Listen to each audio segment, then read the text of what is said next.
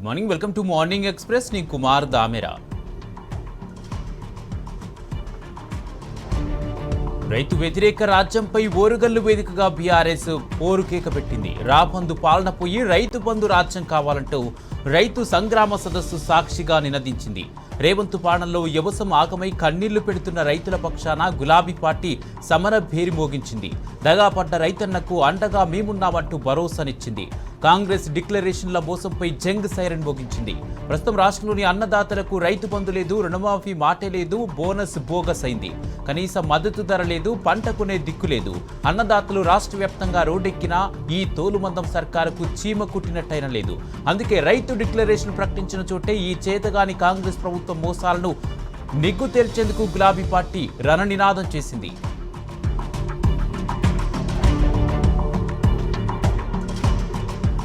ఓట్లు పెట్టి ఓట్లు దొబ్బిన కాంగ్రెస్ నాయకులు మళ్లీ కనబడకుండా పోతున్నారని ఆగ్రహం వ్యక్తం చేశారు బీఆర్ఎస్ వర్కింగ్ ప్రెసిడెంట్ కేటీఆర్. ఎన్నికల సమయంలో ఢిల్లీ నుంచి వచ్చి రైతు డిక్లరేషన్ పై హామీ ఇచ్చిన రాహుల్ గాంధీ ఇప్పుడు పత్తా లేకుండా పోయిందని ధ్వజమెత్తారు. రైతులను దీన పరిస్థితుల్లో వదిలిపెట్టి ఎక్కడ దాక్కున్నారని కాంగ్రెస్ నేతలను నిలదీశారు. రాష్ట్రంలో ఎక్కడ చూసినా రైతులు గోసపడుతున్నారని, పట్టించుకోవాల్సిన రేవంత్ ప్రభుత్వం చేతులెత్తేసిందని విమర్శించారు. ఎల్లప్పుడూ రైతులకు అండగా బీఆర్ఎస్ పార్టీ ఉంటుందని భరోసా ఇచ్చారు కేటీఆర్.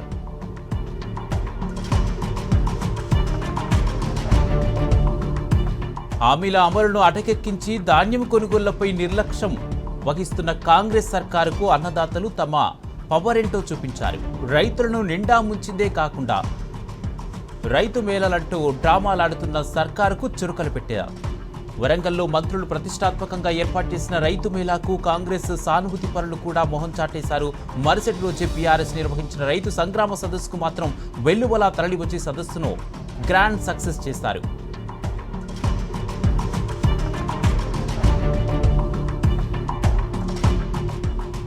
కేటీఆర్ రైతు సభ సక్సెస్ కావడంతో ప్రభుత్వంలో వణుకు మొదలైందని అన్నారు బీఆర్ఎస్ ఎమ్మెల్యే కేపీ వివేకానంద. రైతు డిక్లరేషన్ పేరుతో దగా చేసిన కాంగ్రెస్ రైతులకు ఏం చేశారో శ్వేతపత్రం విడుదల చేయాలన్నారు. దేశంలో తుడిచిపెట్టుకుపోయిన కాంగ్రెస్ త్వరలో తెలంగాణలో కూడా చాప చుట్టేయబోతుందని అన్నారు. వరంగల్ మార్గం మొత్తం వరి ధాన్యమే, రైతులు అరిగోసలే వినిపిస్తున్నాయి. మీ వైఫల్యాలను ఎండగడుతూనే ఉంటాం, తప్పు చేసిన వారిని ప్రజా న్యాయస్థానంలో నిలదీస్తూనే ఉంటామని కేపీ వివేకానంద హెచ్చరించారు.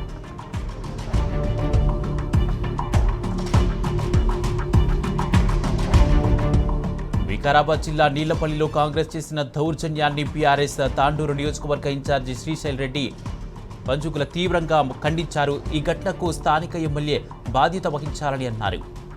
బాధితులకు న్యాయం జరిగేలా పోలీసులను ఆదేశించాలని డిమాండ్ చేశారు. ఇకపై హస్తం పార్టీ శ్రేణులను నియంత్రించకుంటే బీఆర్ఎస్ పెద్ద ఎత్తున ఆందోళనకు దిగుతుందని, న్యాయస్థానాలను ఆశ్రయిస్తామని శ్రీశైల్ రెడ్డి హెచ్చరించారు.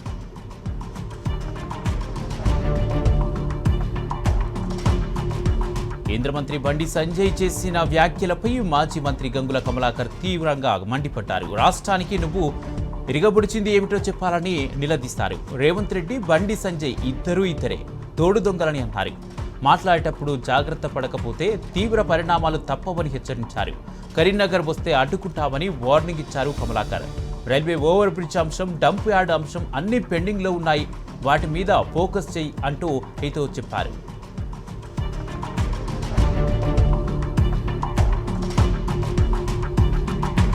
బీఆర్ఎస్ వర్కింగ్ ప్రెసిడెంట్ కేటీఆర్ పై కరీంనగర్ ఎంపీ బండి సంజయ్ వ్యాఖ్యలను తీవ్రంగా ఖండించారు. మాజీ ఎమ్మెల్యే సుంకె రవిశంకర్, బండి నువ్వు కేంద్ర మంత్రివా లేక రేవంత్ రెడ్డి హోంకు సహాయ మంత్రివా అని ప్రశ్నించారు. మీ ఇద్దరి మధ్య ఉన్న చీకటి దందాలు బయటపడతాయనే బండి సంజయ్ చిల్లర మాటలు మాట్లాడుతున్నారని మండిపడ్డారు.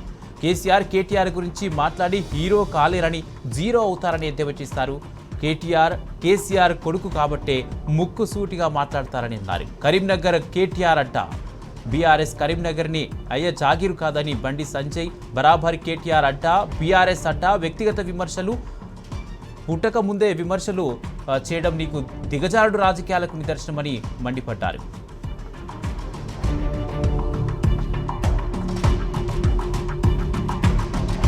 మంచిర్యాల జిల్లాలో పంటను కాపాడుకునే క్రమంలో మృతి చెందిన రైతుల కుటుంబానికి 50 లక్షల రూపాయల ఎక్స్గ్రేషియా ప్రకటించాలని డిమాండ్ చేశారు బీఆర్ఎస్ రాష్ట్ర కార్యదర్శి జీవన్ రెడ్డి. అధికారుల నిర్లక్ష్యంపై క్రిమినల్ చర్యలు తీసుకోవాలని అన్నారు. లక్సెట్టిపేట మండలంలో ఈదుర్గాళ్లకు గోడ కూలి మృతి చెందిన రైతు కుటుంబాలతో కలిసి ఉద్కూరు చౌరస్తా వద్ద జాతీయ రహదారిపై రాస్తారోకో నిర్వహించారు. ప్రభుత్వంతో మాట్లాడి బాధిత కుటుంబాలకు 50 లక్షల రూపాయలు ఇప్పించేలా చర్యలు తీసుకుంటామని మృతుల కుటుంబాలకు జాయింట్ కలెక్టర్ రాములు హామీ ఇచ్చారు. దీంతో జీవన్ రెడ్డి, దివాకర్ రావులు ఆందోళన విరమించారు.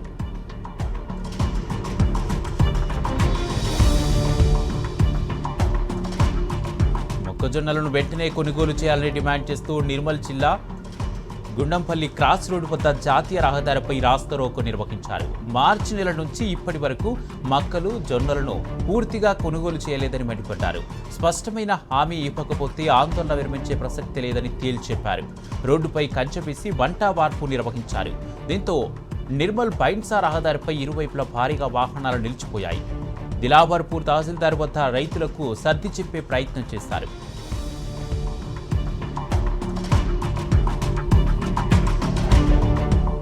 అబద్ధాల కాంగ్రెస్ ప్రభుత్వ పాలనలో రైతులు అరిగోసపడుతున్నారు. నిర్మల్ జిల్లాలో రోడ్డెక్కి ధర్నా చేస్తున్నారు.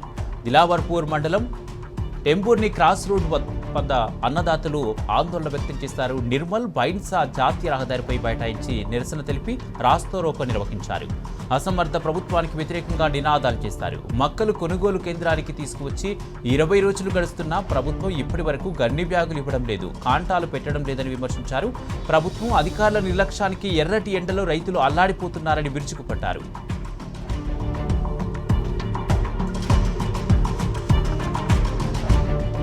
కాంగ్రెస్ సర్కారు తీరుపై అన్నదాతలు తిరగబడుతున్నారు. వరి ధాన్యం కొనుగోలు కేంద్రం ప్రారంభించి 20 రోజులు దాటినా ఇప్పటికీ 1 కిలో కూడా కొనుగోలు చేయలేదని మండిపడుతున్నారు అన్నదాతలు. అధికారులతో తమ గోడు వెళ్లబోసుకోగా కొనుగోలు ప్రారంభిస్తున్నట్టు నటించారని అన్నారు. కొనుగోలు చేస్తున్నట్టు హడావుడి చేశారు తప్ప గింజ కూడా కొనుగోలు చేయలేదని మాజీ జెడ్పీ చైర్పర్సన్ వసంత మండిపడ్డారు.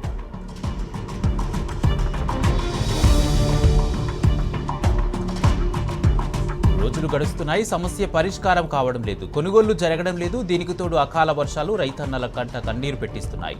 ధాన్యం కొనుగోలులో జాప్యానికి నిరసనగా రైతులు రోడ్డెక్కుతున్నారు, ఆందోళనకు దిగుతున్నారు. సూర్యాపేట జనగామ రహదారిపై పెద్ద ఎత్తున రైతులు ధర్నా నిర్వహించారు. ధాన్యం కొనుగోలు వేగవంతం చేయాలని డిమాండ్ చేశారు.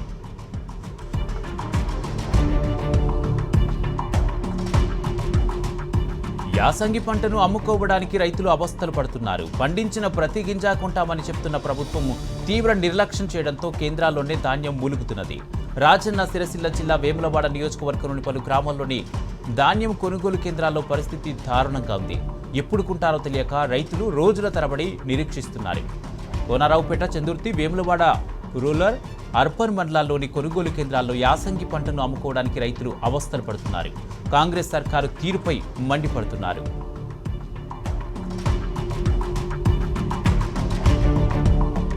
యాసంగిలో మొక్కజొన్న, వరి రైతుల పరిస్థితి అగమ్య గోచరంగా మారింది. దిగుబడి బాగుంది, రైతుల కళ్ళల్లో ఆనందం మెరిసింది. కానీ కొనుగోలు దగ్గరకు వచ్చేసరికి అసలు కష్టాలు మొదలయ్యాయి. ఖమ్మం జిల్లా కొనిచెర్ల మండలంలో 11 కొనుగోలు కేంద్రాలను ఏర్పాటు చేశారు. ఇప్పటి వరకు ఏ ఒక్క చోట కూడా కొనుగోళ్లు సక్రమంగా సాగటం లేదని రైతులు ఆవేదన వ్యక్తం చేస్తున్నారు. రోజుల తరబడి ధాన్యం కళ్ళాల్లోనే మగ్గుతుంది.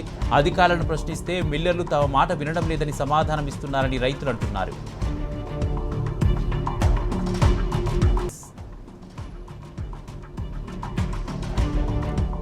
జయశంకర్ భూపాలపల్లి జిల్లాలో కురిసిన అకాల వర్షంతో అన్నదాతలకు తీవ్ర నష్టం వాటిల్లింది. పలు మండలాల్లోని కల్లాల్లో ఆరబెట్టిన వరి ధాన్యం తడిసి ముద్దైంది. టార్పాలిన్ కవర్లు కప్పిన భారీ ఈదురుగాళ్లకు చెదిరిపోగా వర్షపు వరదలో వరి ధాన్యం అంతా కొట్టుకుపోయింది. తోటల్లో మామిడికాయలు సైతం నేలరాలి తీవ్ర నష్టాన్ని మిగిల్చాయి. పలుచోట్ల వరి పంట నేలవారింది. అకాల వర్షంతో తీవ్రంగా నష్టపోయిన రైతులు ఆవేదన వ్యక్తం చేశారు. ప్రభుత్వం ఆదుకుని నష్టపరిహారం ఇవ్వాలని రైతులు కోరారు.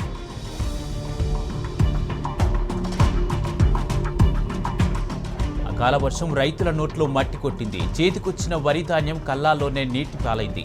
పెద్దపల్లి జిల్లా అంతర్గా మండలంలోని పెద్దంపేట గ్రామంలో కల్లాలోని ధాన్యమంతా అకాల వర్షం కారణంగా తడిచి ముద్దైంది. పొద్దంతా తీవ్రమైన ఎండ ఉండడంతో ధాన్యాన్ని ఆరబెట్టామని ఒక్కసారిగా ఈదురుగాళ్లు, వడగండ్ల వాన కురవడంతో పండించిన పంట అంతా వర్షార్పణ అయిందని రైతులు ఆవేదన చెందుతున్నారు. ప్రభుత్వమే తమను ఆదుకోవాలని పూరణ విలపిస్తున్నారు. తమకు ఎలాంటి కోతలు లేకుండా వరి ధాన్యాన్ని కొనుగోలు చేయాలని డిమాండ్ చేస్తున్నారు. అంతేకాకుండా నష్టపోయిన ధాన్యానికి పరిహారం అందించాలని వేడుకుంటున్నారు రైతులు.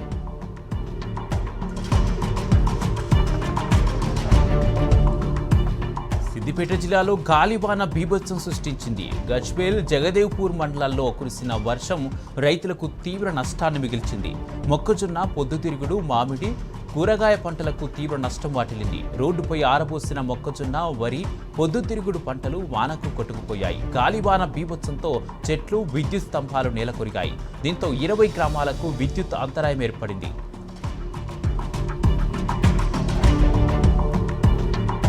పెట్రోల్, డీజిల్ కొరతతో పాటు కమర్షియల్ గ్యాస్ ధరల పెంపును నిరసిస్తూ కొత్తగూడెం బస్టాండ్ సెంటర్లో సిపిఐ ఆధ్వర్యంలో ధర్నా నిర్వహించారు. ఖాళీ కమర్షియల్ గ్యాస్ సిలిండర్లతో నిరసన వ్యక్తం చేసిన నాయకులు, కార్యకర్తలు కేంద్ర ప్రభుత్వానికి వ్యతిరేకంగా నినాదాలు చేస్తారు. కమర్షియల్ గ్యాస్ సిలిండర్ ధరలను తగ్గించాలని వారు డిమాండ్ చేస్తారు. ఈ ధర్నాలో సిపిఐ రాష్ట్ర కార్యదర్శి, ఎమ్మెల్యే కూనంనేని సాంబశివరావు తదితరులు పాల్గొన్నారు.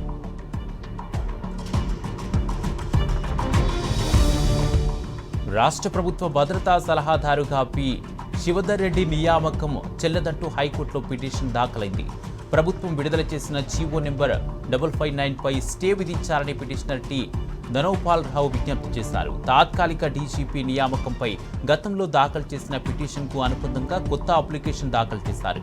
సుప్రీంకోర్టు మార్గదర్శకాలకు విరుద్ధంగా డీజీపీగా నియామకం జరిగిందని అన్నారు. యూపీఎస్సీ నుంచి అర్హుల జాబితా తీసుకోలేదని, పిటిషన్ పెండింగ్లో ఉండగానే మళ్లీ సలహాదారులుగా నియామకం చెల్లదని పేర్కొన్నారు.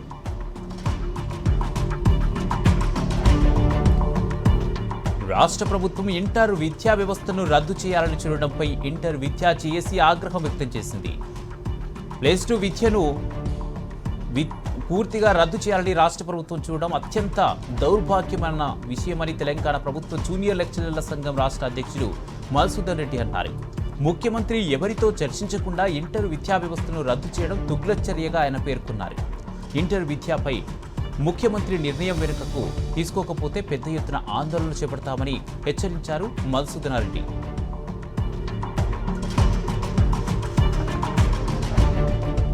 వరంగల్ మహానగరపాలక సంస్థ కౌన్సిల్ చివరి సమావేశం మేయర్ గుండు సుధారాణి అధ్యక్షతన జరిగింది. ఈ సమావేశానికి హాజరైన ఎమ్మెల్యే నాయని రాజేందర్ రెడ్డి, ఎంపీ కడియం కావ్య, కార్పొరేటర్లతో పాటు అధికారులు నగరపాలక సంస్థ కార్యాలయంలో మహిళా స్టాల్స్ నిర్మాణానికి భూమి పూజ చేశారు. ఈ సమావేశానికి హాజరైన ఎమ్మెల్సీ బసవరాజు సారయ్య కార్పొరేషన్ అధికారులపై మండిపడ్డారు. కార్పొరేటర్లకు నేమ్ బోర్డులు ఏర్పాటు చేసి తన పేరు మీద బోర్డు పెట్టకపోవడం ఏమిటని సిబ్బందిని ప్రశ్నించారు. నన్ను కౌన్సిల్ సమావేశానికి ఎందుకు పిలిచారు అంటూ తీవ్ర స్థాయిలో విరుచుకుపడ్డారు.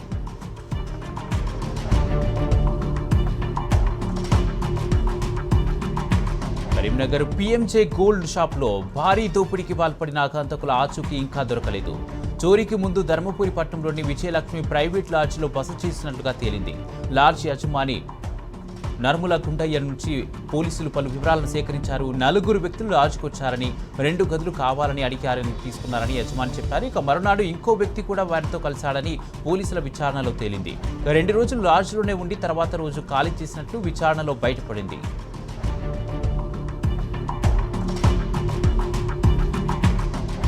సరూర్ నగర్ పిఎస్ పరిధిలో రౌడీ షీటర్లు రెచ్చిపోయారు. రెస్టారెంట్లో బిల్లు కట్టమని అడిగినందుకు సిబ్బంది యాజమాన్యంపై దాడి చేశారు. నిందితులు ఏదుల ప్రసన్ రెడ్డి, ఏదుల యశ్వంత్ రెడ్డి, వారి అనుచరుల దాడిలో అర్బన్ రెస్టారెంట్ సిబ్బందికి తీవ్ర గాయాలయ్యాయి. ఘటనా స్థలంలో పోలీసులు ఉన్నప్పటికీ కత్తులు, కట్టెలతో దుండగులను మూకుమ్మడి దాడి చేశారు. ఘటనపై సరూర్ నగర్ పిఎస్లో బాధితులు ఫిర్యాదు చేశారు. నిందితుల నుంచి తమకు ప్రాణహాని ఉందని, వారిపై కఠిన చర్యలు తీసుకోవాలని డిమాండ్ చేశారు.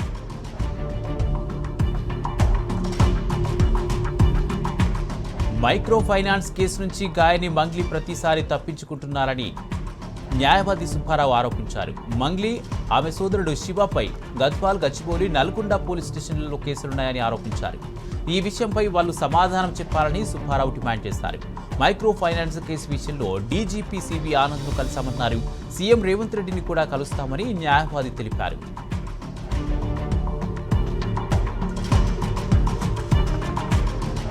అర్ధరాత్రి సమయంలో మల్కాజ్గిరి సిపి సుమతి కీలక ఆపరేషన్ చేపట్టారు. కమిషనర్గా బాధ్యతలు తీసుకున్న మొదటి రోజే మహిళల భద్రతపై దృష్టి పెట్టారు. సిపిగా కాకుండా సగటు మహిళగా ఆమె బస్టాండ్లో నిల్చున్నారు. సాధారణ మహిళలకు ఎదురయ్యే వేధింపులు ఎదుర్కొన్నారు. బస్టాండ్లో నిల్చున్నది సిపి అని తెలియక సుమతి చుట్టూ పోకిరీలు చేరారు. సుమారు 40 మంది ఆమెను చుట్టుముట్టారు. రకరకాల ప్రశ్నలతో వేధించారు. వీరిలో ఎక్కువ మంది విద్యార్థులే ఉన్నారు. ఆ తర్వాత అక్కడికి చేరుకున్న పోలీసులు వీరిని అదుపులోకి తీసుకుని కౌన్సిలింగ్ ఇచ్చారు.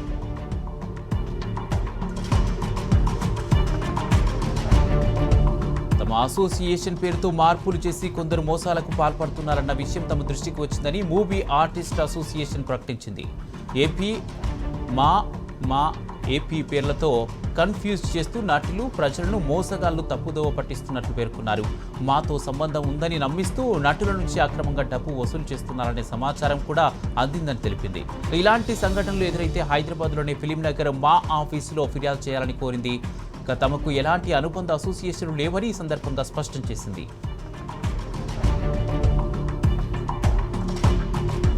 వనపర్తి జిల్లాలో గంజాయి ముఠా గుట్టు రట్టయింది.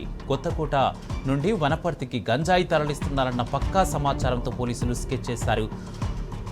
అనుమానాస్పదంగా వచ్చిన 3 స్కూటీలను ఆపి తనిఖీలు నిర్వహించగా 5 నుండి 2 కిలోల గంజాయిని స్వాధీనం చేసుకున్నారు. వారిని అరెస్ట్ చేసి జ్యుడిషియల్ రిమాండ్కు తరలించారు.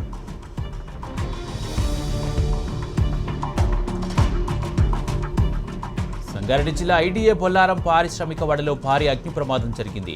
గ్లోఖేమ్ ప్రైవేట్ లిమిటెడ్ పరిశ్రమలో జరిగిన ప్రమాదాన్ని గుర్తించి కార్మికులు మంటలు ఆర్పారు. ఎలాంటి ప్రాణ నష్టం జరగలేదని అధికారులు తెలిపారు. అయితే ఒక్కసారిగా పొగలు దట్టంగా కమ్ముకోవడంతో స్థానికులు తీవ్ర భయభ్రాంతులకు గురయ్యారు.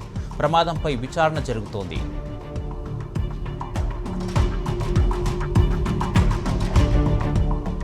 నార్సింగి పోలీస్ స్టేషన్ పరిధిలోని హైదర్ షా కోట్ ప్రధాన రహదారిపై ఉన్న పిజ్జా స్టోర్లో అగ్ని ప్రమాదం చోటు చేసుకుంది.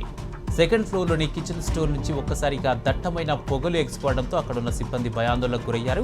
ఆ ఫ్లోర్లో గ్యాస్ సిలిండర్లు ఉండడంతో ప్రమాదం మరింత పెరిగే అవకాశం ఉందని సిబ్బంది వెంటనే దిగి పరుగులు తీశారు. ఘటనా స్థలానికి చేరుకున్న ఫైర్ సిబ్బంది మంటలను అదుపులోకి తీసుకొచ్చారు. కుటుంబ కలహాలతో పుట్టింటికి వెళ్లిన భార్యతో గొడవ పడుతుండగా అడ్డుగా వచ్చిన 2 మరదళ్లను కాల్చి చంపిన దారుణ ఘటన చోటు చేసుకుంది.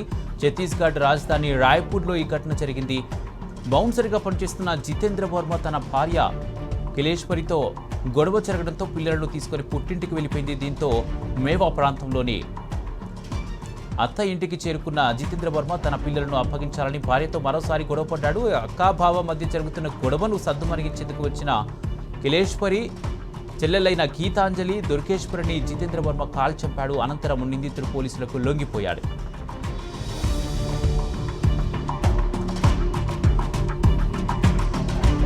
జమ్మూ కాశ్మీర్లో హైదరాబాద్కు చెందిన జవాన్ మృతి చెందారు. పోపియాన్ జిల్లాలోని జైనాపోరా సిఆర్పీఎఫ్ క్యాంపులో సురీందర్ సింగ్ హెడ్ కానిస్టేబుల్గా విధులు నిర్వర్తిస్తున్నారు. విధుల్లో ఉన్న ఆయన ఒక్కసారిగా స్పృహ కోల్పోయారు. అధికారులు ఆయన్ను వెంటనే ఆసుపత్రికి తరలించినప్పటికీ లాభం లేకుండా పోయింది. అప్పటికే ఆయన మృతి చెందినట్లు వైద్యులు ధృవీకరించారు. ఈ ఘటనపై అధికారులు కేసు నమోదు చేశారు. సురీందర్ మరణానికి గల కారణాలు తెలుసుకునేందుకు దర్యాప్తు ప్రారంభించారు.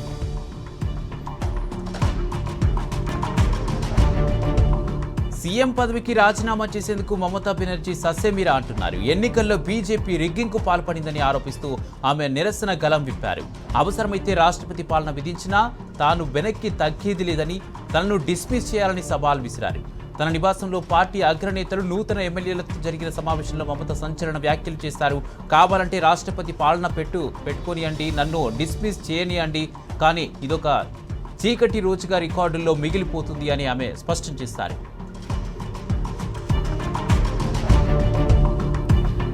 పశ్చిమ బెంగాల్ అసెంబ్లీ ఎన్నికల్లో తృణమూల్ కాంగ్రెస్ ఓటమి పాలైనప్పటికీ సీఎం మమతా బెనర్జీ రాజీనామా చేయడానికి నిరాకరించడంతో రాష్ట్ర రాజ్యాంగం సంక్షోభ దిశగా వెళ్తున్నది. బీజేపీ కొత్త ప్రభుత్వం 2 రోజుల్లో ప్రమాణ స్వీకారం చేసే అవకాశం ఉంది. సీఎం మమతా బెనర్జీ రాజీనామా చేయకుంటే రాజ్యాంగ యంత్రాంగం విఫలమైందని పేర్కొంటూ గవర్నర్ ఆర్టికల్ 358 ప్రకారం రాష్ట్రపతి పాలన ప్రయోగించవచ్చని నిపుణులు తెలిపారు.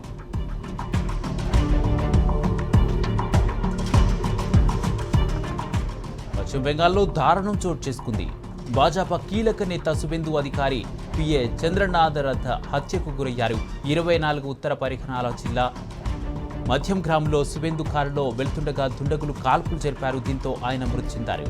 చంద్రనాథ్తో పాటు మరో వ్యక్తి బుద్ధదేవ్కు గాయాలయ్యాయి. ఆయన్ను ఆసుపత్రికి తరలించి చికిత్స అందజేస్తున్నారు. ఇటీవల జరిగిన ఎన్నికల్లో భవానీపూర్ నుంచి సుబెందు అధికారి విజయం సాధించారు. మమతా బెనర్జీపై ఆయన గెలుపొందారు. సీఎం రేసులను సుబెందు ముందు వరుసలో ఉన్నారు. ఈ క్రమంలో ఆయన పిఏ హత్యకు గురి కావడం చర్చనీయాంశమైంది.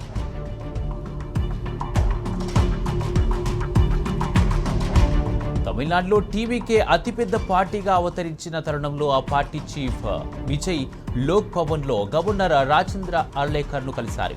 ప్రభుత్వ ఏర్పాటుకు అనుమతి ఇవ్వాల్సిందిగా కోరారు. పార్టీ తరపున గెలిచిన అభ్యర్థుల జాబితాను గవర్నర్కు సమర్పించారు. ప్రభుత్వ ఏర్పాటుకు 118 స్థానాలు కావాల్సి ఉండగా విజయ్ ఇచ్చిన జాబితాలో 112 స్థానాలే ఉన్నాయి. దీంతో ప్రభుత్వ ఏర్పాటుకు విజయ్కు అనుమతి లభించలేదు.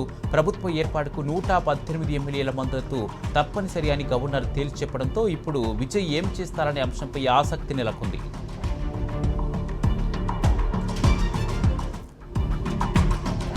తమిళనాడులో రాజకీయ సమీకరణాలు ప్రకంపనలు సృష్టిస్తున్నాయి. ఎన్నికల్లో 108 స్థానాలతో సత్తా చాటిన దళపతి విజయ్ ఇప్పుడు సీఎం పీఠం అధిరోహించే పనిలో పడ్డారు. ప్రభుత్వ ఏర్పాటుకు అవసరమైన మరో 10 స్థానాల కోసం కలిసొచ్చే పార్టీల కోసం ఆపరేషన్ ఆకర్ష్ స్టార్ట్ చేశారు. దీనిలో భాగంగానే సంకీర్ణ ప్రభుత్వానికి మద్దతు ఇచ్చేందుకు కాంగ్రెస్ గ్రీన్ సిగ్నల్ ఇచ్చింది. విజయ్ను కలిసి ఆ పార్టీ నేతలు తమ అంగీకారాన్ని తెలియజేశారు. వామపక్షాలు కూడా జట్టు కట్టేందుకు రెడీ అయినా అధికారికంగా ఇంకా ప్రకటన చేయలేదు. దివంగత విజయ్ కాంత్ పార్టీ డీకే చేతులు కలుపుతున్నట్టు ప్రచారం జరుగుతుంది, కానీ అందులోనూ క్లారిటీ లేదు. ఈ నేపథ్యంలో డీఎంకే కూటమిలోని ఇండియన్ యూనియన్ ముస్లిం లీగ్ వీసీకే పార్టీలు టీవీకేకు ఎట్టి పరిస్థితుల్లోనూ సపోర్ట్ చేయమని తేల్చెప్పాయి. సెక్యులర్ ప్రోగ్రెసివ్ అలియన్స్ తీసుకునే నిర్ణయానికి కట్టుబడి ఉంటామని ప్రకటించాయి.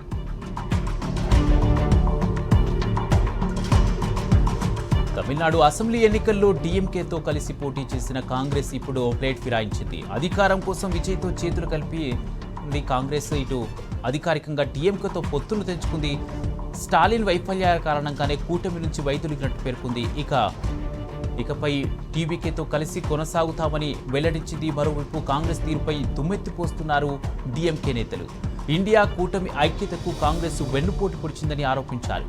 దీనికి కాంగ్రెస్ నేతలు వరుసగా కౌంటర్లు ఇచ్చారు. టీవీకేకు మద్దతు ఇస్తే తప్పేంటని ప్రశ్నిస్తున్నారు. ఎన్నికలు ముగిశాయని, ప్రజల తీర్పు ఎటుంటే తాము అటే ఉంటామన్నారు.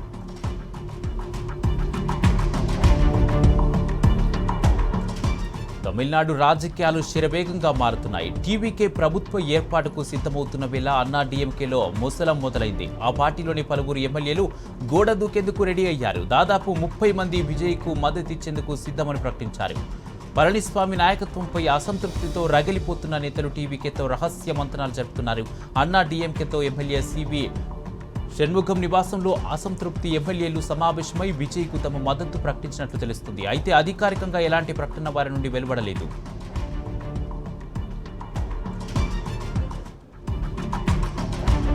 ఒకవైపు గవర్నర్ నుండి గ్రీన్ సిగ్నల్ రాకపోయినా తమిళనాడు ముఖ్యమంత్రిగా టీవీకే అధినేత విజయ్ ప్రమాణ స్వీకారానికి చురుకుగా ఏర్పాట్లు జరుగుతున్నాయి.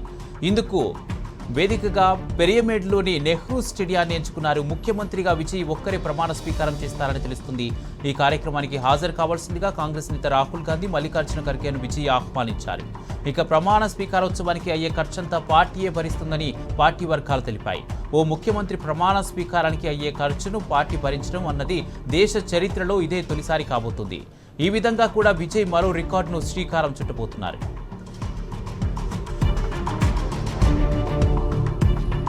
కేరళ అసెంబ్లీ ఎన్నికల్లో పరాజయం పాలై అధికారాన్ని కోల్పోయిన వామపక్ష పార్టీలు అంతర్మదనంలో పడ్డాయి.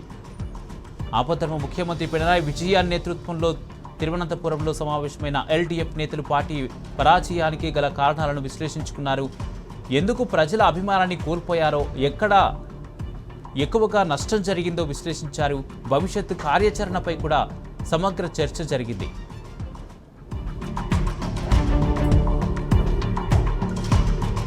అసోం సీఎం పదవికి హిమంత బిశ్వ శర్మ రాజీనామా చేశారు. లోక్ భవన్లో గవర్నర్ లక్ష్మణ్ ప్రసాద్ ఆచార్యను కలిసి తన రాజీనామా లేఖను సమర్పించారు. ఇక ఈ నెల 12న అసోంలో కొత్త ప్రభుత్వం కొలువు తీరనుంది. 126 స్థానాలున్న అసెంబ్లీ స్థానాలున్న అసోంలో ఎన్డీఏ 102 స్థానాలను కైవసం చేసుకుని స్పష్టమైన మెజారిటీ సాధించింది. కొత్త ముఖ్యమంత్రి ఎంపిక ప్రక్రియను పర్యవేక్షించడానికి బీజేపీ జేపీ నడ్డా, యాబ్ సింగ్ సైనిలను అబ్జర్వర్లుగా నియమించింది. పంజాబ్లో వరుస బాంబు పేలుళ్లు కలకలం సృష్టించాయి. జలంధర్, అమృత్సర్ నగరాల్లో పేలుళ్లు సంభవించాయి. జలంధర్లోని బీఎస్ఎఫ్ చౌక్లో భారీ పేలుడు స్థానికులను భయాందోళనకు గురిచేసింది. ఓ స్కూటర్ను పార్క్ చేసిన కొన్ని క్షణాల్లోనే భారీ శబ్దంతో పేలుడు జరిగింది. శిథిలాలు గాల్లో ఎగిసిపడ్డాయి. జలంధర్ పేలుడు ఘటనపై పోలీసులు, ఇంటెలిజెన్స్ వర్గాలు ముమ్మరంగా దర్యాప్తు జరుపుతుండగానే అమృత్సర్లో మరో పేలుడు సంభవించింది. వెంటనే బాంబు డిస్పోజల్ స్క్వాడ్, ఫోరెన్సిక్ నిపుణులు భారీ ఎత్తున పోలీస్ బలగాలను ఈ 2 ప్రాంతాలకు తరలించి ముమ్మరంగా గాలింపు చర్యలు చేపట్టారు. మరోవైపు వరుస ఘటనలతో అప్రమత్తమైన ప్రభుత్వం రాష్ట్ర వ్యాప్తంగా హై అలర్ట్ ప్రకటించింది. ఇరాన్ యుద్ధంపై మరో కీలక అప్డేట్ ఇచ్చారు అమెరికా అధ్యక్షుడు ట్రంప్. యుద్ధాన్ని ముగించే దిశగా శాంతి చర్చల్లో పురోగతి సాధించామన్నారు. సముద్ర కార్యకలాపాలు నిలిచిపోయినప్పటికీ ఇరాన్పై ఒత్తిడి కొనసాగుతుందని స్పష్టం చేశారు ట్రంప్. టెహ్రాన్ నౌకాశ్రయాల బ్లాకేడ్ కంటిన్యూ అవుతుందని పేర్కొన్నారు. ఇప్పటి వరకు ఇరాన్పై సాగిస్తున్న పోరాటంతో తామే విజయం సాధించామని తెలిపారు.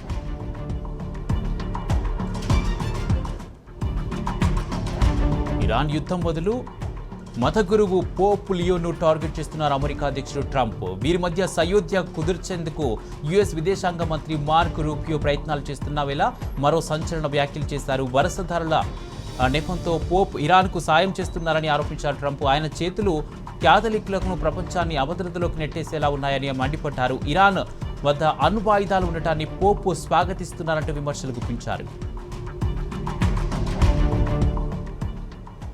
వి మార్నింగ్ న్యూస్ అప్డేట్ చూస్తూనే ఉండండి టీ న్యూస్.